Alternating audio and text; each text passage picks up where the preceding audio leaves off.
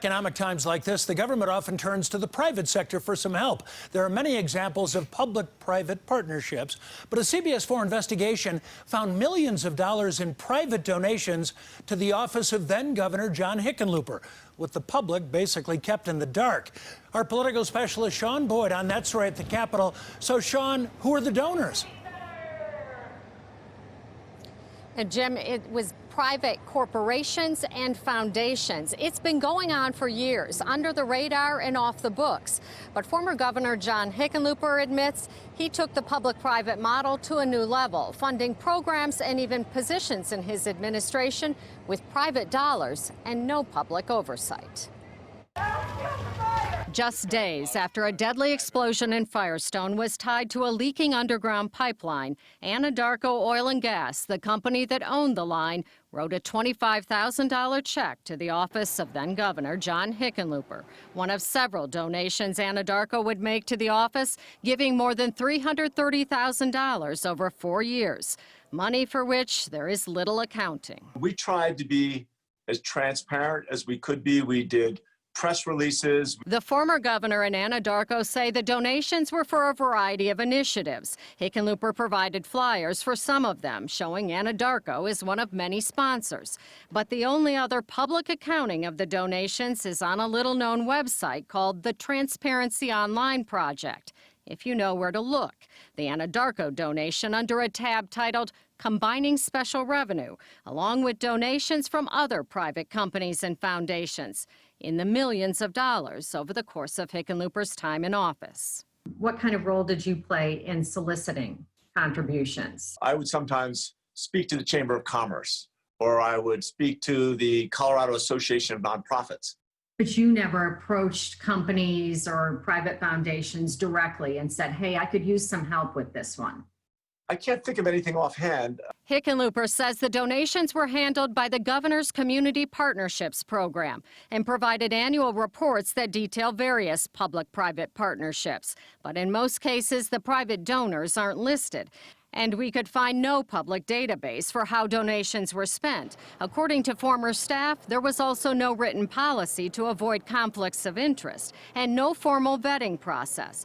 Safeway gave $10,000 the year the governor signed a law allowing full-strength alcohol in grocery stores.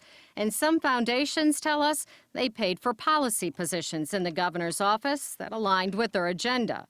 There were also anonymous donations. We didn't blackball any industries. We tried to look at this as a frame of reference that a good company that wanted to make the state better, that they should have the opportunity. That was a good thing that they should have.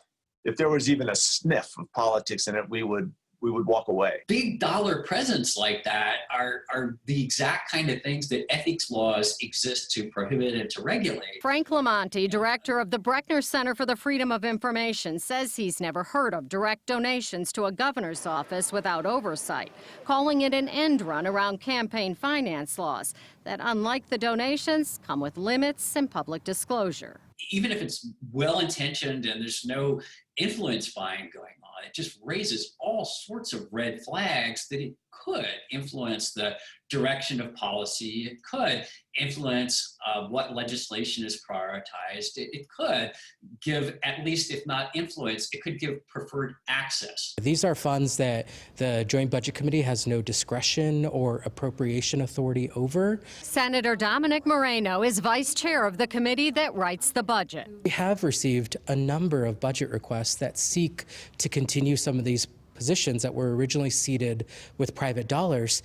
Ultimately, it's the governor's office that's going to have to explain to voters what they use those funds for, and they're going to be held accountable to the voters. Hickenlooper defends the donations. I look at it as a way to try and make our community better, and especially in times when you're short funds. But he admits, in hindsight, there should have been more disclosure and oversight. You have appearances that aren't necessarily justified in reality, but people see it, and it gets presented in such a way that that's what they come away with. Now, I found private donations to the governor's office dating back 20 years, but Hickenlooper had the most by far. The practice continues under Governor Polis. His office tells me he has 5 privately funded positions, including an advisor who works with immigrants and refugees. That position funded by a donor who funneled the money, $135,000, through the Silicon Valley Foundation to remain anonymous. Live at the Capitol, Sean Boyd covering Colorado First. Sean, thank you. When we come back, we're going to tell you which major